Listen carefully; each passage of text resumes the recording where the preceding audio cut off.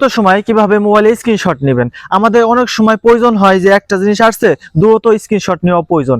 এই স্ক্রিনশটের জন্য মাত্র 3টা আঙ্গুল মোবাইলে টাচ করবেন, সাথে সাথে স্ক্রিনশট হয়ে যাবে। এরকম ইম্পর্টেন্ট ভিডিও পাইতে আমাদের ফেসবুক পেজটি ফলো করুন এবং যারা ইউটিউব থেকে দেখছেন ইউটিউব চ্যানেলটি সাবস্ক্রাইব করুন। চলুন শুরু করা যাক। তো বন্ধুরা, আমরা চলে আসলাম এখন মোবাইল স্ক্রিনে। আপনাদের এই শর্টকাট নিয়মটা দেখাই দিব। এখন আমরা প্রথমে চলে যাব হচ্ছে মোবাইলের এই যে সেটিংসে চলে যাব। সেটিংসে যাওয়ার পরে এখানে হচ্ছে দেখতে পাইতেছেন যে এখানে এডিশনাল সেটিংস লেখা আছে। আমরা এডিশনাল সেটিংসের ভিতরে ঢুকবো। ঢোকার পরে এখানে লেখা আছে জেস্টোরি শর্টকাট, এর ভিতরে ঢুকে যাব।